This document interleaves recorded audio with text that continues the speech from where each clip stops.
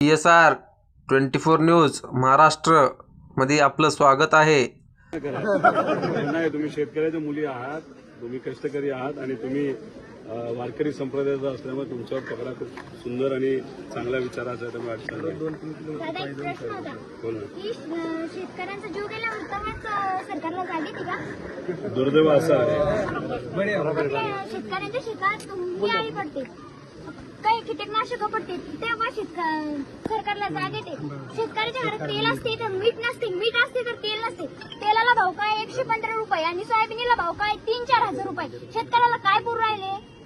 खरं म्हणते तू, आम्ही पण हीच भूमिका मांडतो। दादा माझा बाप बी शेतकरी आहे।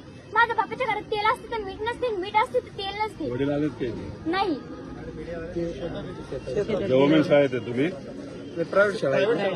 तू जे भूमिका मांडली ती खरी भूमिका आहे। तुला हे माहिती आहे का, भारतात सगळ्यात जास्त सोयाबीन केलं जातं, कापूस केला जातो आणि एवढ्या मोठ्या प्रमाणात कापूस करून ज्याच्यात तुमचे 4 पैसे घरात यायला लागतात, कापसाला जेव्हा 10,000 भाव मिळतो तेव्हा हे सरकार काय करतं, नाही तर कुठलंही सरकार इम्पोर्ट करायला लागतं, त्याला भाव परत खाली पडतात आणि त्यात आपला शेतकरी झोपतो। तसंच सोयाबीनचं झालंय, कांद्याचं झालंय, सगळ्याच पिकाचं झालंय। तुम्ही जे फर्टिलायझर घेतात तुमचे वडील तुमच्या शेतासाठी, तेव्हा टॅक्स असतो। वही आणायची असते दादा, तर पप्पा जर का म्हणजे माझ्या खिशात 10 रुपये नाही तर इतकं वाईट वाटतं। नको करू, आम्ही तीच भूमिका घेतोय। तुला एक माहिती का, मी विरोधी पक्षातला आमदार आहे, पण मी जर आज निर्णय घेतला असता, नाही तर काल निर्णय घेतला असता, तर मी आज मंत्री सुद्धा झालो असतो, नाही तर पदाधिकारी झालो असतो। पण मी या सरकारबरोबर का नाही जात? हे सरकार युवांच्या विरोधात आहे, शेतकऱ्यांच्या विरोधात आहे, मजुराच्या विरोधात आहे, महिलांच्या विरोधात आहे।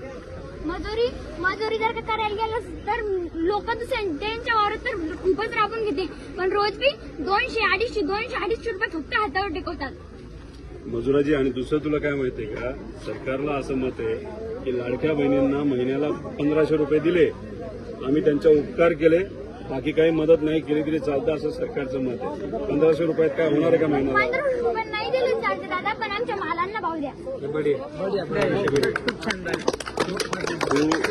पण तू आता कितवीत आहेस? 8वी। बरं, आता 11वी 12वी कुठून करणार? 11वी 12वी पप्पा आमचे एकाच शेती, पप्पा म्हणजे चांगलं मोठ्या कॉलेजात घ्यायचं। तुझ्या घरचा काका मामा भाऊ मोठा आहे का कोणी?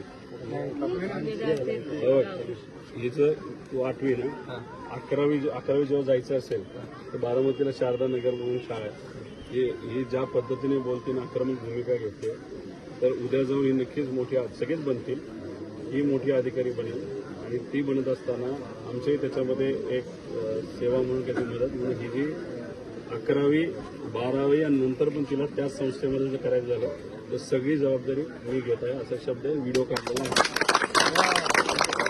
मुख्य संपादक प्रेमनाथ राठोड, PSR 24 न्यूज, तुळजापूर।